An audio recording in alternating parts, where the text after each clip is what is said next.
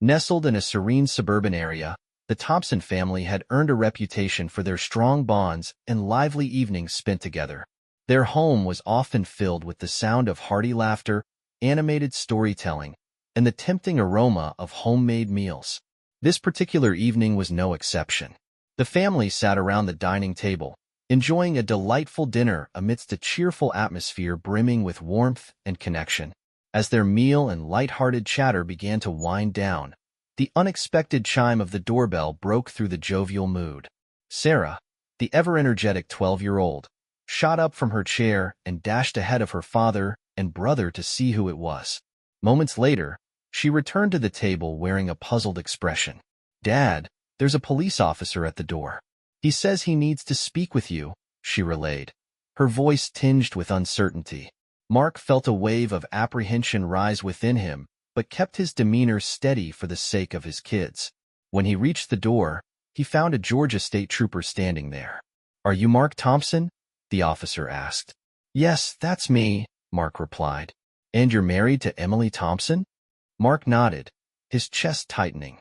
The officer's gaze briefly flicked toward the children before he spoke again.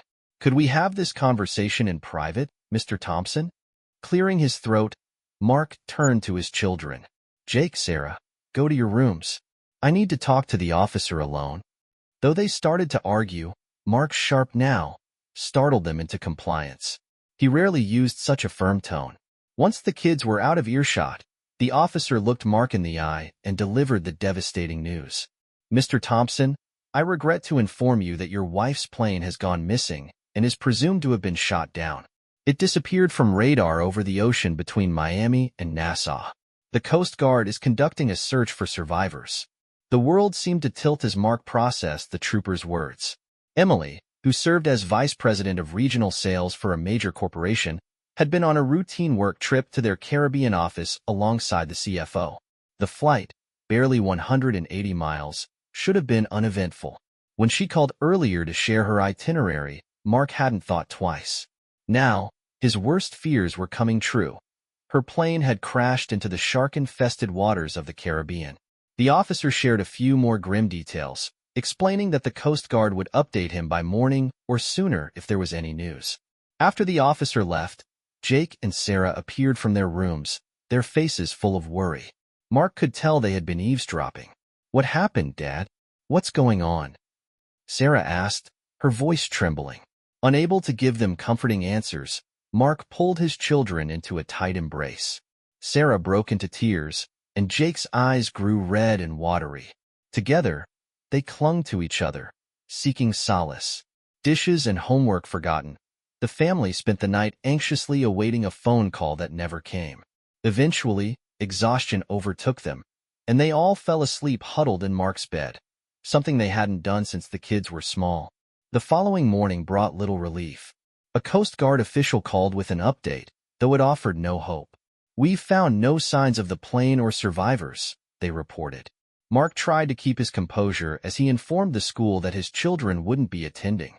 Meanwhile, Jake and Sarah sat glued to the television, watching news coverage of the missing aircraft.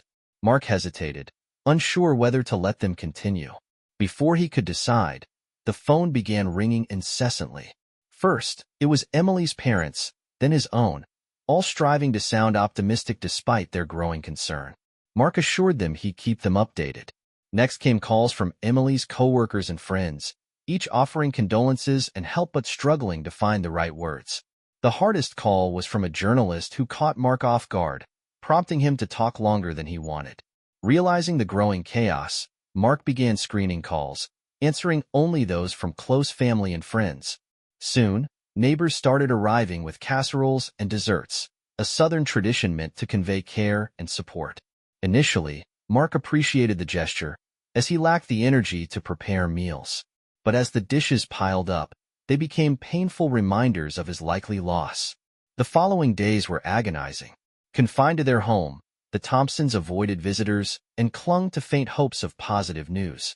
Mark called the Coast Guard daily, but each update was disheartening. On the fifth day, the dreaded call came. "Mr. Thompson, we've located the wreckage of your wife's plane," the officer said. "I'm sorry to tell you there were no signs of survivors." We will have to cease search and rescue operations." The weight of the news crushed Mark, but he had no time to grieve alone. He had to tell Jake and Sarah and console them through their heartbreak. Then came the calls to relatives, arranging a memorial service, and drafting an obituary. By the end of it all, Mark felt utterly drained. The memorial service marked the beginning of the family's slow march toward normalcy. The kids returned to school, which provided some distraction, but Mark struggled with the mountain of new responsibilities. A friend urged him to consult a lawyer about financial and legal matters, and Mark was stunned to learn he needed an official death certificate.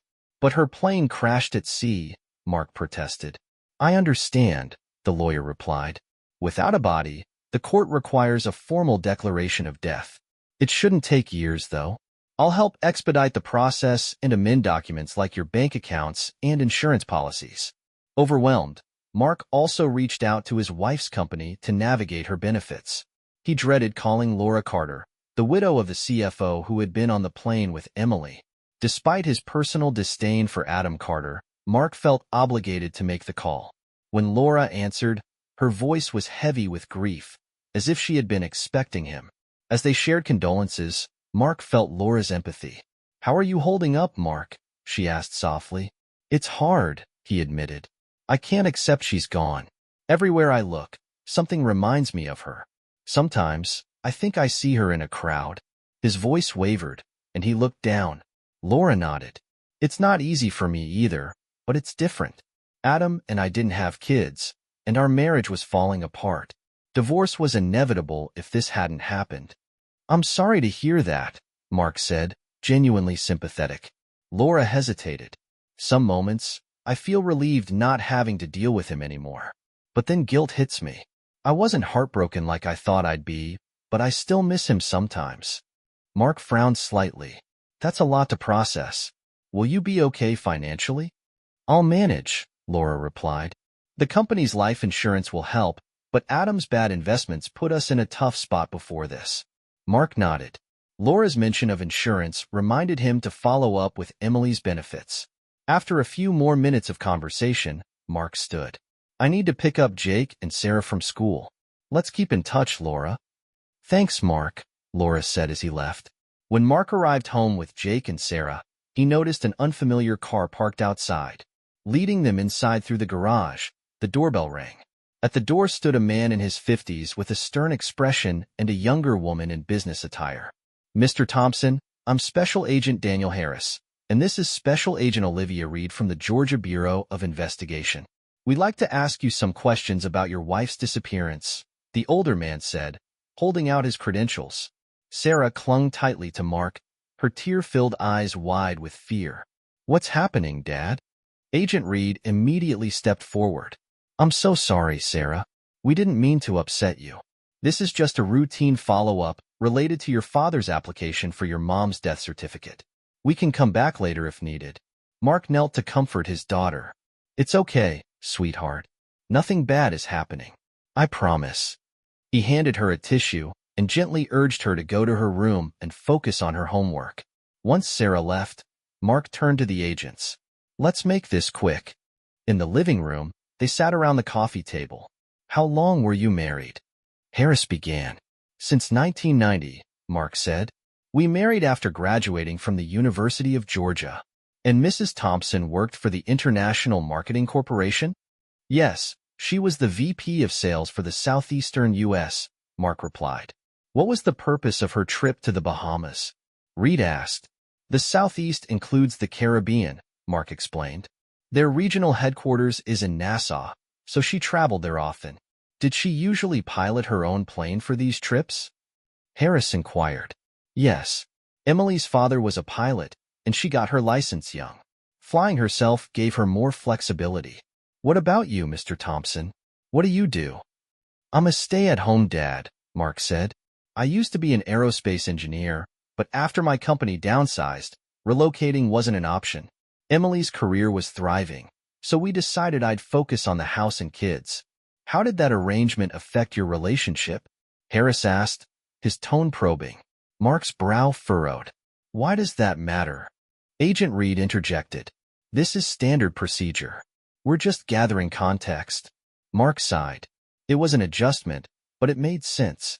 Emily's career was thriving, and I took pride in supporting her and raising Jake and Sarah. Did you notice any changes in your wife's behavior before she disappeared? Harris asked. Not really, Mark replied after a pause.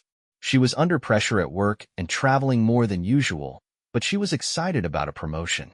It would have meant less travel and more time at home. And your finances? Have you noticed anything unusual? Harris asked. No, Mark said firmly. I handle our finances and haven't seen anything out of the ordinary. Reed handed him a business card. Thank you for your time. Please call if anything else comes to mind. After the agents left, Mark checked on his children. They were quietly working on their homework, a testament to their strength amid the turmoil. The next day, Mark went to IMC headquarters to discuss Emily's benefits. The department head greeted him with condolences and handed him a box containing some of her personal belongings. Inside was a framed family portrait that nearly brought him to tears. A financial specialist reviewed Emily's 401k account with Mark, revealing it was significantly larger than expected due to increased contributions in recent years. You should transfer this into your IRA for simpler management, they advised. Mark also learned about a substantial life insurance policy Emily had chosen, which would provide close to 4 years of her income. The payments will be annual to reduce your tax burden, the specialist explained. But we'll need the official death certificate to initiate the process. Mark left the office emotionally drained yet relieved to gain clarity. While there was much to process, pieces of his chaotic world were beginning to come together. After meeting with the GBI agents, Mark was relieved to know the death certificate would be issued soon. He realized this meant he wouldn't need to rush into finding a job. Thank you, Emily, he whispered softly. A few days later, as Mark prepared dinner, the doorbell rang. Special Agent Reed stood outside. The investigation is complete, and the death certificate has been issued, she informed him. Mark sighed in relief, but the moment was interrupted by Sarah's panicked cry from the back of the house. Daddy, help me, she screamed. Mark rushed to her room with Agent Reed close behind. Sarah was staring at a large red stain on her jeans. I'm bleeding, Daddy, she cried. What happened, Sarah? Mark asked, horrified. Reed stepped in quickly. Let me handle this, she said firmly, ushering Mark out.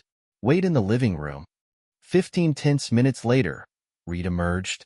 Sarah's fine, she reassured Mark. You need to go to the store and buy some sanitary napkins. Get the smallest size. Mark's confusion turned to realization as he drove to the store. Sarah had started her first period. He berated himself for not preparing her for this moment. Emily, I need you more than ever, he thought sadly. When he returned, Reed met him at the door and took the package. You did good, Daddy, she said with a smile, before heading back to Sarah's room. After 30 minutes, Reed emerged, hugging Sarah, who looked calm and composed. Mark knelt and hugged his daughter tightly. I'm so sorry, honey. I should have talked to you about this earlier. It's okay, Daddy, Sarah said. I was just scared, but Olivia explained everything. Now I know what to do. She held Reed's hand, and Mark realized his daughter had found a new friend. Turning to Reed, he said, Thank you. I'm glad you were here. I'm not great with girls. Reed smiled, but Jake interrupted. Does this mean we're not having dinner? I'm starving, Sarah shrieked, but Mark stopped her. Jake, if you talk to your sister like that again, you'll go to bed hungry. Now go wash your hands and set the table. Turning back to Reed, he said, Please join us for dinner. Reed hesitated, but Sarah tugged at her arm. Please, Olivia, stay. She smiled and agreed. During dinner, the kids bombarded Reed with questions about law enforcement. Mark was relieved to see them momentarily distracted from their grief. After dinner, as the kids cleared the table, Mark offered Reed coffee. You seem great with kids. Do you work with them often? He asked. I come from a big family, she explained. I have 2 brothers and 3 sisters. I was the oldest, so I helped raise them. That's why I knew what to do with Sarah. I helped my sisters through puberty. Mark smiled.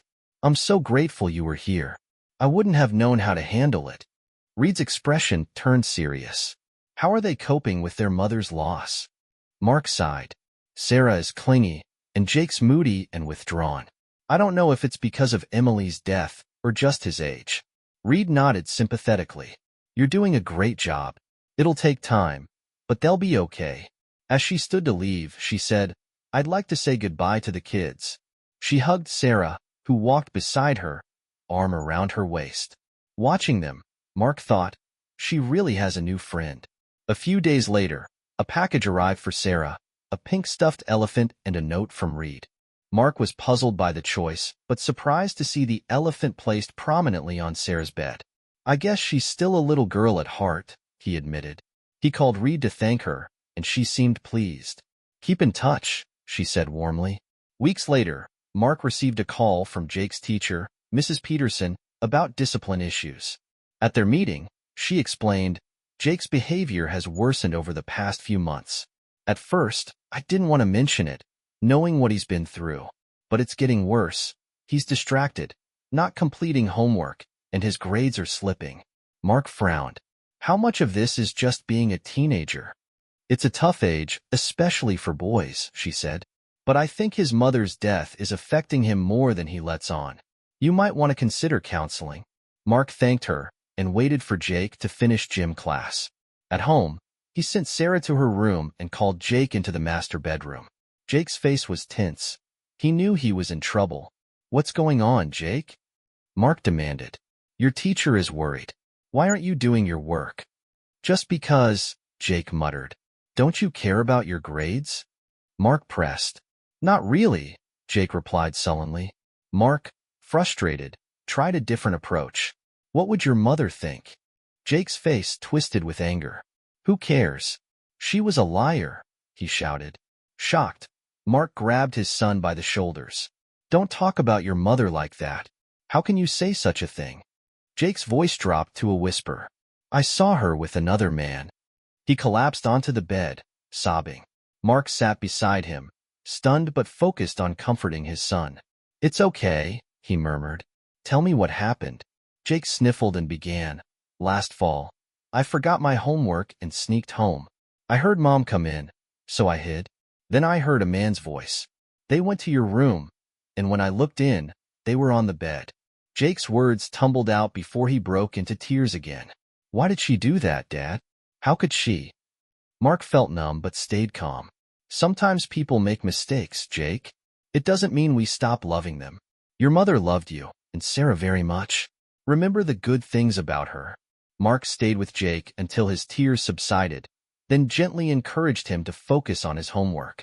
Please don't tell Sarah, he asked. Jake promised. The rest of the evening passed quietly, but Mark couldn't shake the weight of what he'd learned. After the kids went to bed, he sat alone, grappling with his emotions. At first, he wanted to dismiss Jake's story, but he knew his son was too distressed to fabricate something so vivid. The realization hit hard. Emily had betrayed him. Questions flooded his mind. Who was the man? How long had this been happening? Was it ongoing when she died? Losing her in the plane crash had been devastating, but discovering he'd lost her long before felt unbearable. Sleep didn't come that night. The next morning, Mark went to the gym, hoping exercise would clear his mind. But as he ran on the treadmill, his thoughts looped back to Emily's infidelity. She used our bed? It must have been during those mornings I went to the gym, he concluded bitterly. This wasn't a spur-of-the-moment thing. She planned it. He replayed every detail, each question leading to deeper pain. At home, Mark tried to act normal for Jake and Sarah, but his turmoil was evident. He started taking antacids for stomach pain, something he'd never needed before. Worse, he had no one to confide in. Telling family would devastate them, and neighborhood gossip might hurt his kids. He felt utterly alone. One evening, he noticed Olivia Reed's business card on the counter. On impulse, he called her. Hi, Olivia. This is Mark Thompson. I hope I'm not bothering you, but I need someone to talk to. Concern filled her voice. Are Sarah and Jake okay? They're fine. It's me. Could we meet for lunch tomorrow? Olivia agreed, suggesting a quiet spot near her office. When they met, Olivia immediately noticed his distress. Mark, what's wrong? You wanted to know more about my wife, he began hesitantly. I found out she was cheating on me. Tears welled in his eyes. Olivia reached across the table, holding his hands. I'm so sorry, Mark. That's awful. Tell me what happened. He explained Jake's confession and how he'd pieced together the details. Olivia listened intently, her expression a mix of sympathy and sadness. Poor Jake, she said softly. No wonder he's struggling at school. Losing his mom is hard enough, but this adds another layer of confusion for him. Mark nodded. I keep asking myself why. Who was he? How long did it last? Did she plan to leave us? I'll never get answers, and it's eating me alive. Olivia squeezed his hands. You may never know, Mark, but with her gone, it doesn't change what matters. Focus on yourself and your kids. Emily made mistakes, but she loved you. Think about her life insurance and 401k. She made sure you and the kids were secure. Mark sighed. You're right, but it hurts. I keep wondering when she stopped loving me. She didn't stop, Olivia said firmly. Whatever happened, she cared about you and the kids deeply. That's clear. Mark wiped his eyes. Thank you, Olivia. I'll try to remember that. As they stood to leave, he noticed their plates were untouched. I guess I wasn't great lunch company. Olivia smiled. Skipping a meal won't hurt me. Besides, I'm glad we talked. Back home, Mark felt surprisingly lighter. I really needed to say it out loud, he thought. The following Saturday, while cleaning storm debris, Mark noticed Sarah chatting on the phone. Who's she talking to? He asked Jake. Her BFF, Jake replied with a smirk. BFF? Best friend forever, Dad, Jake sighed. Sarah looked up and asked, Daddy, can we take Olivia to dinner? Mark took the phone. Hi, Olivia. Would you like to join us for dinner tonight? Sure, she said warmly. After hanging up, Mark announced, she's coming. So let's clean up the house. Oh, Dad, do I have to? Jake complained, but he got to work. Mark decided to make a special dinner, picking up fresh salmon, dessert, wine, and flowers. I guess I'm going all out, he thought. Olivia arrived at 6, greeted warmly by Sarah and even Jake. She chatted with the kids and explored Sarah's room while Mark finished dinner. The meal was a success. A man who can cook. Olivia teased. Mother warned me about you. After dinner, she helped clean up. With the kids occupied, Mark and Olivia poured wine and sat in the living room. Dinner was wonderful, Olivia said. Thanks for inviting me. Sarah would have dragged you here if I hadn't, Mark joked. Olivia laughed but then grew serious. Mark, there's something I need to share. It's confidential. Mark leaned forward. What is it? You know the GBI conducted a routine investigation before issuing Emily's death certificate. Nothing unusual came up in her case, but Adam Carter was another story. IMC Security found irregularities in his department, fraudulent billing schemes that may have embezzled millions. Carter appears to have authorized it. Mark sat back, stunned. Laura mentioned he was in financial trouble. This explains it. Poor Laura. Olivia nodded. She has a lot to process. She didn't deserve that, Mark muttered after hearing Olivia's revelations. But the new information ignited troubling thoughts. Could Carter have caused the crash to cover his tracks? What if Emily found out? Could he be hiding somewhere? Mark's mind raced with possibilities.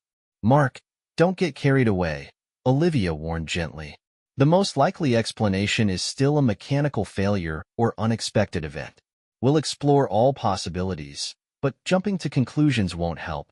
Do you think Emily could have been involved? He asked hesitantly. Olivia shook her head. It's unlikely. Emily had no signs of abandoning her family or financial irregularities, unlike Carter. Her finances were impeccable. This is all speculation for now. The only fact we know is the plane crashed. Please promise you won't share this information. It could jeopardize the investigation and my job. I promise, Mark said. But why tell me? You might hear something useful, Olivia explained. Promise me you'll let me know immediately if you do. No Lone Rangers. I promise, he assured her, then added with a smile. Besides, I enjoy talking to you. Olivia smiled warmly, lighting up the room. After saying goodnight to Jake and Sarah, who both made unusual efforts to be polite, Olivia kissed Mark on the cheek before leaving. She likes you, Dad, Sarah said with a knowing grin. I like her too, Mark admitted, pulling his daughter into a hug. That night, as Mark lay in bed, he replayed everything Olivia had told him. His mind conjured up countless scenarios. Oh, Emily, what did you get yourself into? He wondered before drifting into restless sleep.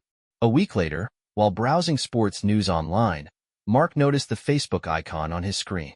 He rarely used the platform except to keep tabs on his children, who were required to friend him and share their passwords. Out of curiosity, he clicked the icon and scrolled through his notifications. Among the usual posts was a friend request from someone named Mike Anderson. There was no profile photo, just a blank silhouette, and the account's information was locked.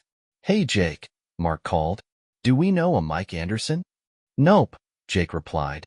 He's been trying to friend me for weeks, but I just delete the requests. Sarah overheard and chimed in. Yeah, me too. He's just some random creep. Mark felt uneasy. Why would the same stranger try to contact all three of us? You both did the right thing, he reassured them. Never respond to strangers online. An idea struck him. He picked up his phone and called Olivia. Hi, Mark, she answered warmly. Hi, Olivia. Can you come over? Something strange is going on, and I need your help. Are Jake and Sarah okay? She asked, her voice concerned. They're fine, he assured her. This is something else. She promised to arrive in 45 minutes. True to her word, Olivia arrived right on time, looking poised and professional. You look great. You didn't have to dress up for us, Mark said, smiling. I wanted to, she replied with a wink.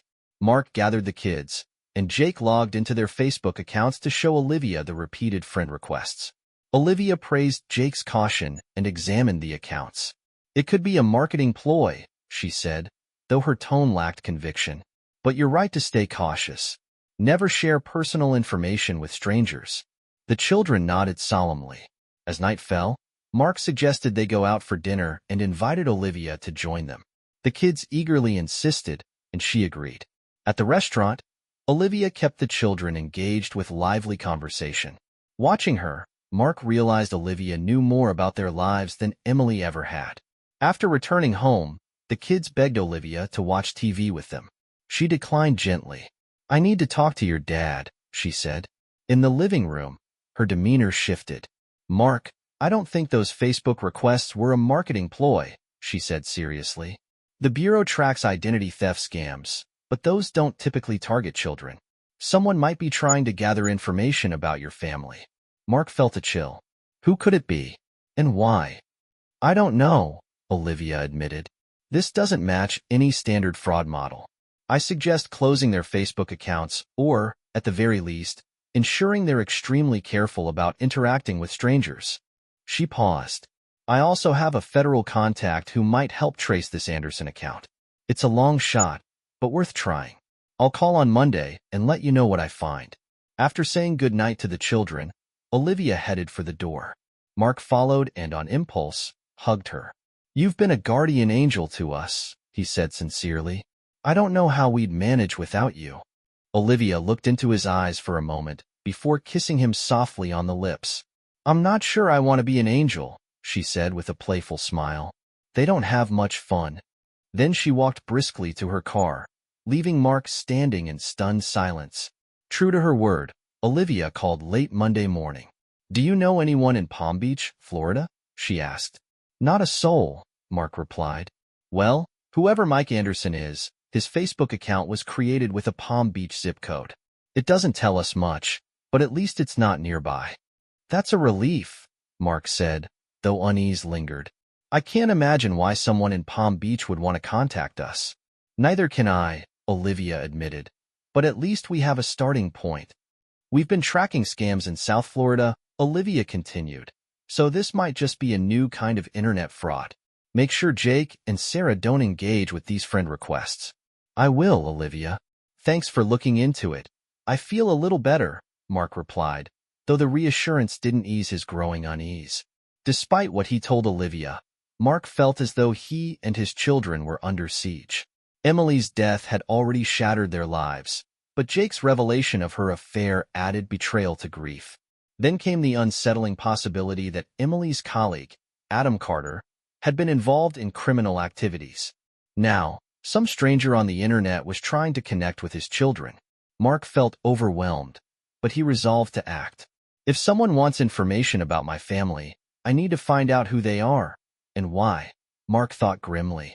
A quick internet search revealed that Palm Beach County had a population of 1.3 million, making it a needle in a haystack problem. Worse, the name Mike Anderson could easily be fake. But as Mark mulled over the problem, inspiration struck. If I can't find him, maybe I can get him to come to me. His first step was to ensure Jake and Sarah were out of the way. With summer vacation approaching, Mark called his in-laws.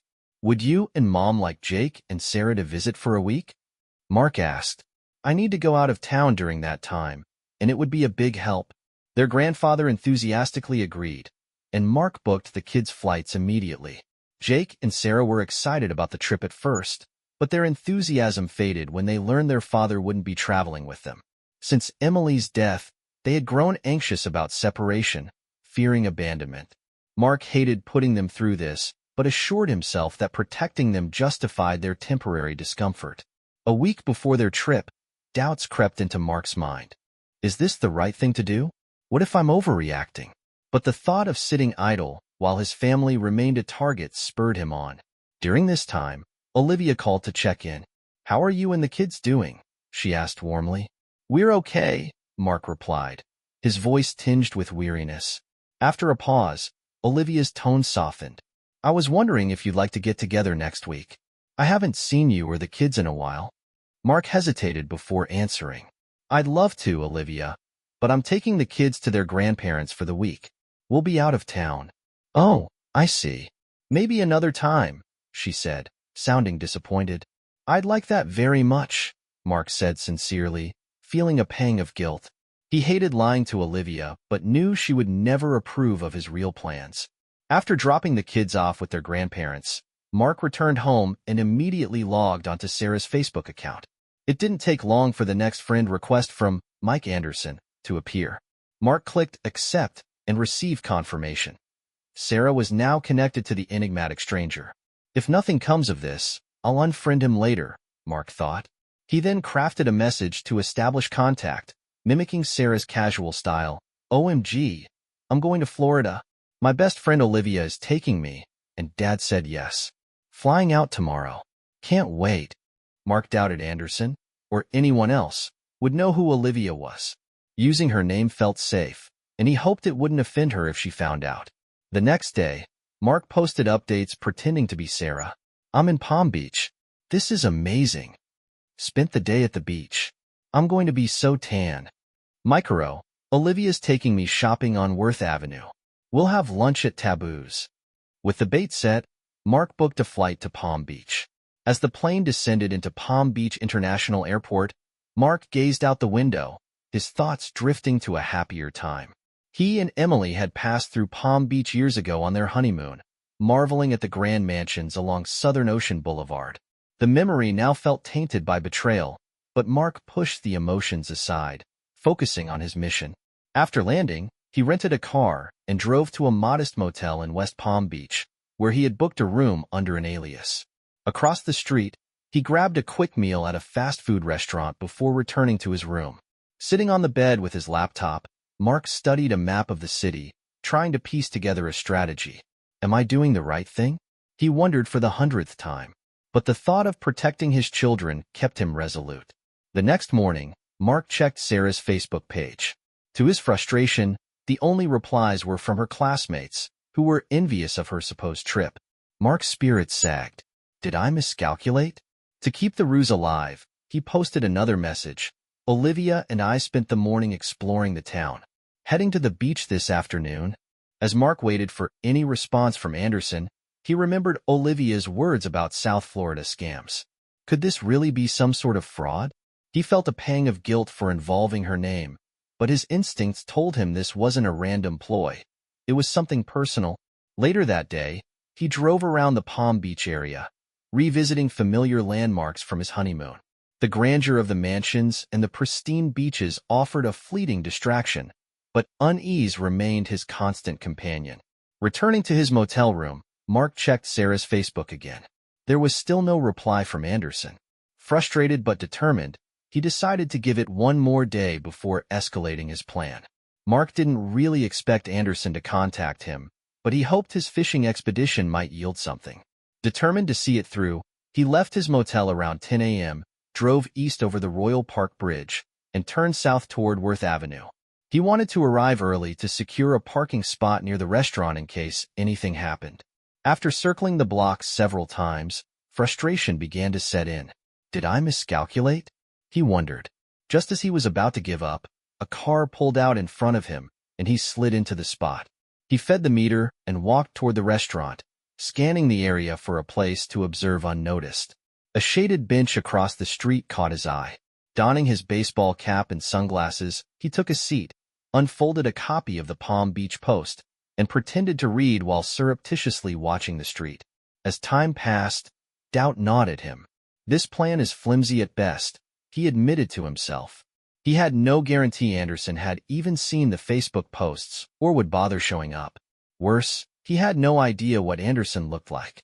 Unless it's Adam Carter, how would I even recognize the threat? The street was bustling, making it nearly impossible to track everyone who passed.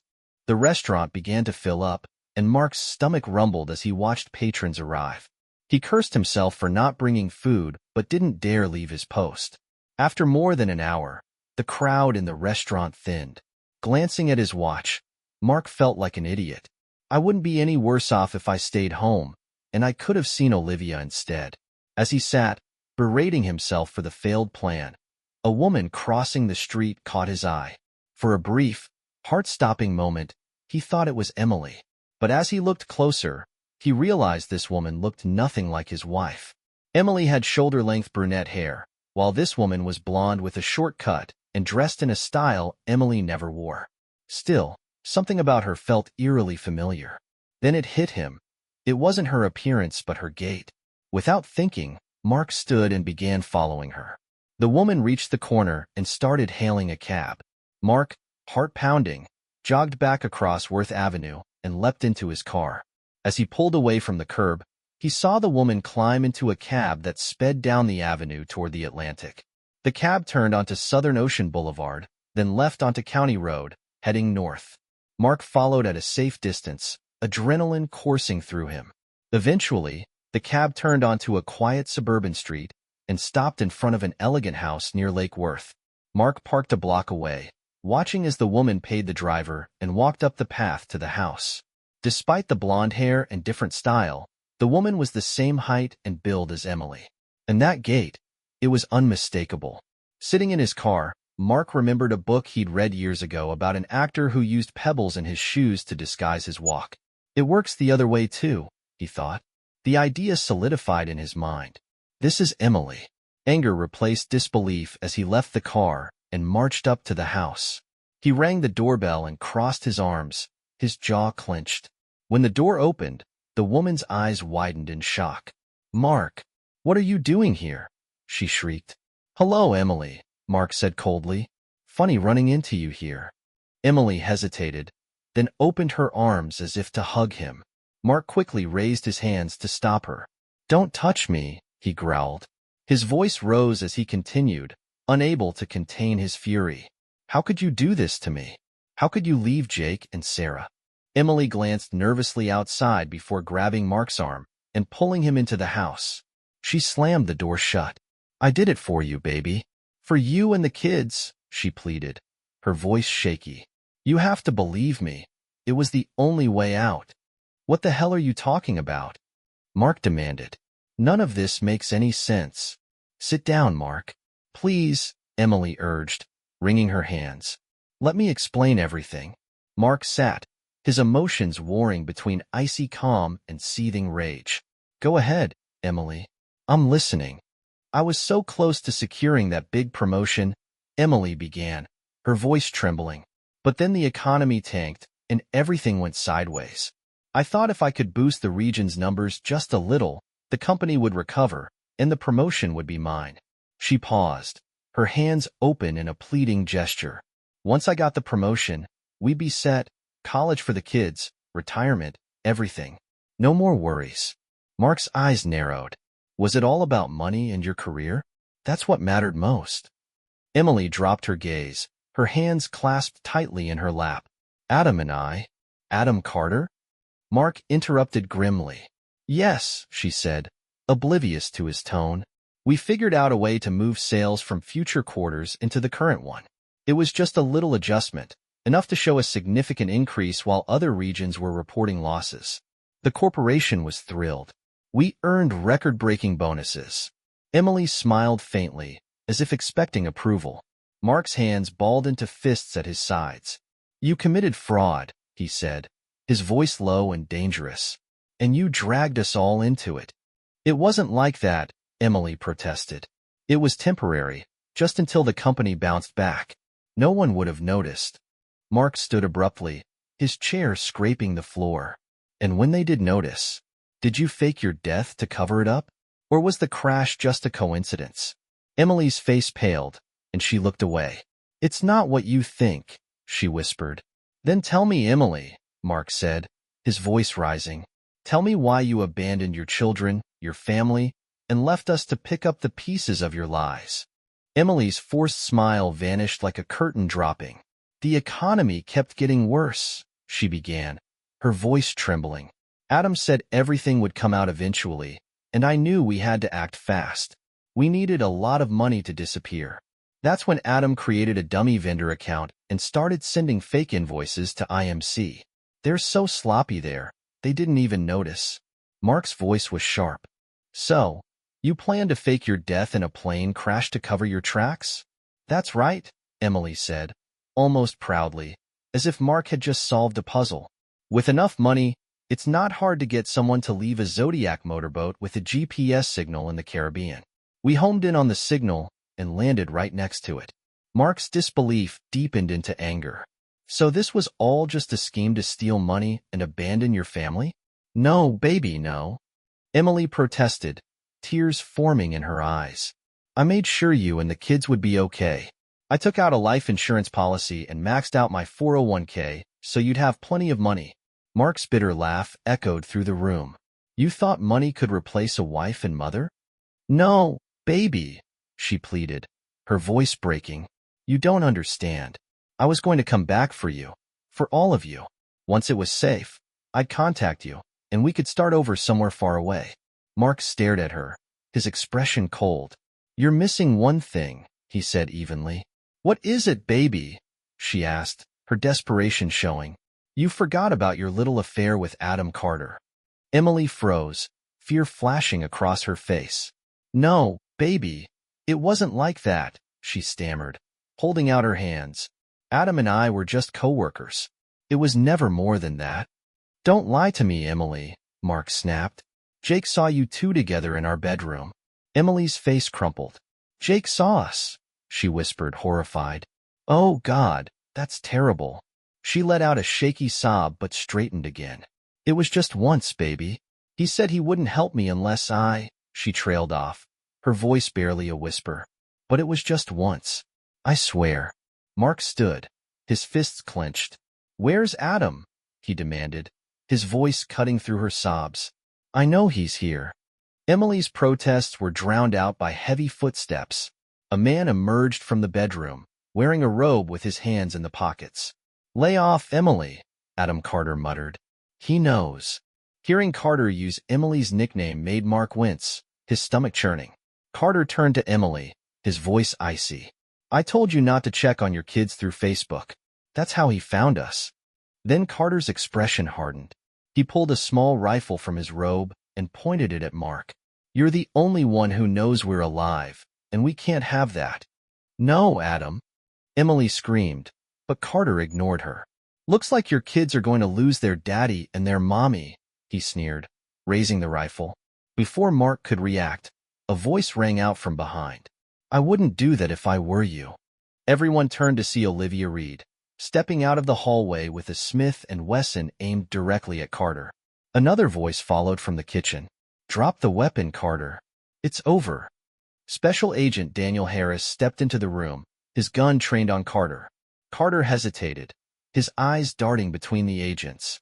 Slowly, his shoulders slumped. He dropped the rifle to the floor and raised his hands. Olivia moved quickly, twisting Carter's arm behind his back and snapping on handcuffs. She then restrained Emily, who had collapsed to her knees, sobbing. As the fugitives lay on the floor, Harris called the Palm Beach Police Department and the local FBI office. Soon, the house was crowded with officers. Mark watched in stunned silence as Emily and Carter were led away, their faces blank and defeated. When the chaos subsided, Olivia walked over to Mark, threw her arms around his neck, and sobbed. "You big idiot. Don't you ever do that again," she cried. "You could have gotten yourself killed." Mark held her tightly until her sobs subsided. Pulling back slightly, he asked, "What are you doing here? How did you find me?" Through her tears, Olivia smiled. "Sarah called me for a chat and mentioned you weren't with them at their grandparents'. I had a feeling you were up to something. When I saw her Facebook posts, I called the airline and found out you were in Palm Beach. Daniel agreed to help, and we've been following you all day." Mark pulled her close again. "You really are my guardian angel," he murmured, kissing her gently. 2 years later, Mark pulled the collar of his coat tighter against the damp, cool wind coming off Puget Sound. The last 2 years had been a whirlwind. Emily's arrest and trial had been devastating for Jake and Sarah, who struggled to process the betrayal. The divorce had been a mere formality. Legally alive, Emily had been sentenced to 12 years in prison. Mark returned the life insurance payout and most of the 401k, which IMC reclaimed as unearned bonuses. Refusing to keep any part of Emily's ill-gotten gains, he had depleted their savings to keep the family afloat. Thankfully, a job offer from a Seattle aerospace firm provided a fresh start.